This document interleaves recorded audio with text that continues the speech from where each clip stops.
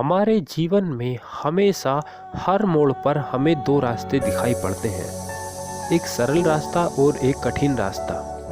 और यह दोनों रास्ते जन्म से लेकर मृत्यु तक हमारे साथ चलते हैं। बस निर्णय हमें लेना होता है कि हमें किस रास्ते पर चलना है। और ये तो साधारण सी बात है कि हर कोई सरल रास्ते पर ही चलना चाहेगा, कठिन रास्ते पर तो कोई नहीं चलना चाहेगा।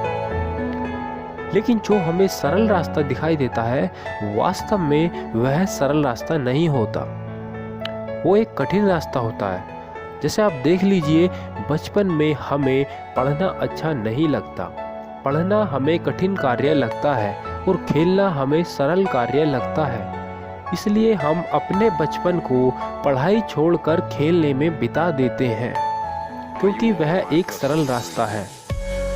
लेकिन जब हमारा बचपन बीत जाता है और हम जवान हो जाते हैं और हमें कार्य करने के लिए अच्छी नौकरी नहीं मिलती है, क्योंकि हम पढ़े लिखे नहीं होते हैं, इसलिए हमें मजदूरी करनी पड़ती है जो हम नहीं करना चाहते। और अब हमें वो ही सरल रास्ता कठिन रास्ता लगने लगता है, क्योंकि बचपन तो कुछ ही वर्षों का होता है और बाकी जिंदगी काफ़ी बड़ी होती है, जो सरल रास्ते पर चलने की वजह से अब कष्टों में बीत रही होती है। यदि हम बचपन में कठिन रास्ते पर चलकर अर्थात अच्छे पढ़ लिख कर एक अच्छी नौकरी पाकर हमारी जिंदगी अच्छी बीत रही होती है। इसलिए अब आप खुद ही सोचें कि हमारे लिए कौन सा रास्ता सरल है।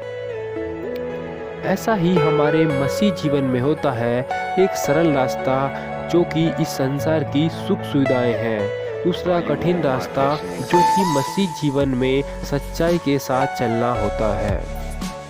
सरल रास्ता तो आसान ही है, बचपन के खेल कूद की तरह, लेकिन बाद में सारा जीवन दुखों में बिताना पड़ता है, क्योंकि इस संसार की सुख सुविधाएं तो एक दिन निश्चित ही खत्म हो जाएंगी और बाकी सारा जीवन कष्टों में बिताना पड़ेगा।